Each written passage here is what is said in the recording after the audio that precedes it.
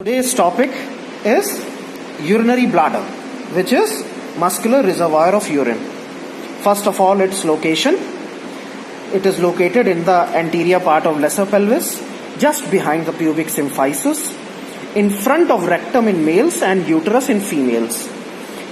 Here you can see this is the sagittal section, schematic representation of pelvis. This is the urinary bladder, which is in front of rectum and just behind pubic symphysis in males. And in case of females, between rectum and bladder, there is an interspersed uterus. Now, it's regarding its size and shape. It is, when distended, ovoid in shape, and when empty, it is tetrahedral in shape. Regarding its capacity, it is around 220 ml, and beyond 220 ml, you feel the desire to micturate. Then this desire is up to 500 ml, you can tolerate it, and beyond 500 ml, you feel pain, and beyond 800 ml, you are not able to voluntarily hold the urine. Now, regarding its external features, you have a apex, a base or posterior surface of fundus. Now remember this, posterior surface is the base. Then there is neck and 3 surfaces, superior, 2 inferolateral surfaces, and 4 borders. This is anterior border, this is the posterior border, and 2 lateral borders. Now regarding, first of all, its apex. Now apex has a very important attachment, that is of median umbilical ligament. This is the median umbilical ligament, which extends from the apex to the umbilicus and is a remnant of urachus. That is, it represents obliterated urachus. Now take a look at this POP model. This is a model of urinary bladder. Now this is the apex, and this green colored structure is the median umbilical ligament extending from the apex to the umbilicus. Then this posterior surface is the base, and it is in the shape of an inverted triangle.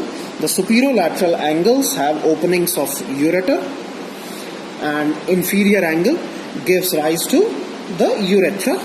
Plus it has got intervening vas deferens and seminal vesicles in case of males between the bladder and the rectum. Now we come to neck. Now neck is the most fixed part of the bladder. Now in males, it rests on the upper part of prostate. This globular part is the prostate. Here, it can be felt as a hard structure. This is prostate. While in females, it is directly related to the urogenital diaphragm. Now we come to the superior surface. Now this is the superior surface of the bladder. Now this surface is completely covered with peritoneum, and this peritoneum separates the superior surface of bladder from the overlying coils of ileum and sigmoid colon. Now coming to the inferolateral surfaces. Now the inferolateral surfaces are not made blue just like the superior surface, because these 2 inferolateral surfaces are devoid of peritoneum, and there is a retropubic space between the pubic symphysis and these inferolateral surfaces. Also, there is one important point. If viewed from the lateral side, this is our bladder, then here is vagina and overlying uterus, and between the uterus and the superior surface of bladder, there is a fold of peritoneum called vesicouterine pouch. Now we come to a very important subheading of this topic, that is supports of urinary bladder. Now first and foremost, the neck anchor and the prostate anchor the urinary bladder very firmly. Apart from this, the supports are divided into 2 types, false ligaments and true ligaments. Now false ligaments are simple folds of peritoneum and do not have any supportive function, while true ligaments are condensations of pelvic fascia around the neck and base of the bladder. Now for this you will have to take a look at the diagram. Here, take a look at this diagram. Now these two ligaments can be are of four types. First and foremost was that very median umbilical ligament. You were shown this, which was arising from the apex up to the umbilicus and was a remnant of urachus. Then the second one is posterior ligament. This is the posterior ligament. Now there are two posterior ligaments, one on left and one on right, and they extend from the side of the base of the bladder to the lateral pelvic wall. Then there is a pair of lateral ligaments, one right and one left. They arise from the inferior lateral surface of the bladder and extend up to the tendinous arch of pelvic fascia. Then the last one are the puboprostatic ligaments. They are four in number, two on each side, 1, 2, 3, 4. These two are lateral and these two are medial. Now lateral puboprostatic ligaments extend from the tendinous arch of pelvic fascia to the prostatic sheath, and medial ones extend from the back of pubic bone to the prostatic sheath. And in females, because there is no prostate, they extend around the neck of the urinary bladder. Now we come to another important subheading, that is interior of the bladder. That is what is inside the bladder. Now again for this you will have to take a look at this picture. Now in an empty bladder, now this is inside of the posterior surface or base of the bladder. Here obviously inside there will be mucous membrane, but the mucosa here is very loosely, most of the times it is, in majority of the region it is very loosely attached to the underlying muscle layer, leading to irregular folds. These are irregular folds known as rugae, R-U-G-A-E. We had also seen this rugae in the stomach. And now a small inverted triangle shaped area is where the mucosa is very firmly attached to the underlying muscle layer, and because of this firm attachment, this area is smooth in appearance and is known as trigone. Now this trigone, the superior lateral angles have openings of the two ureters, and inferiorly there is opening of the urethra.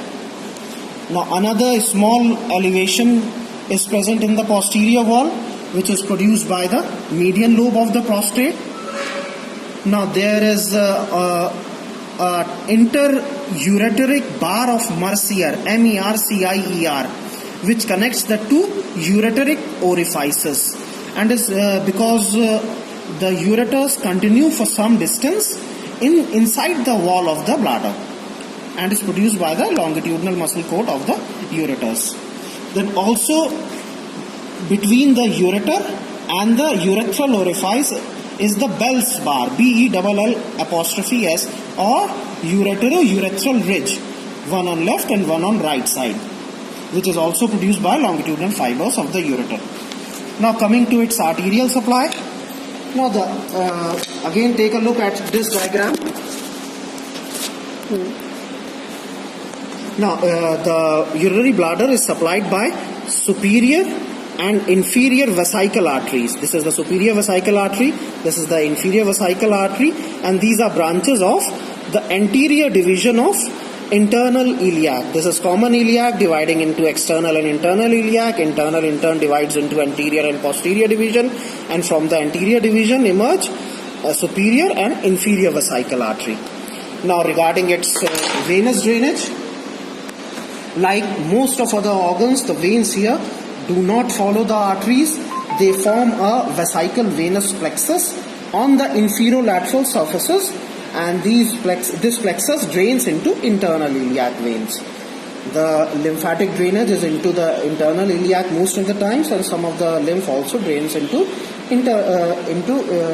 obturator fossa nodes.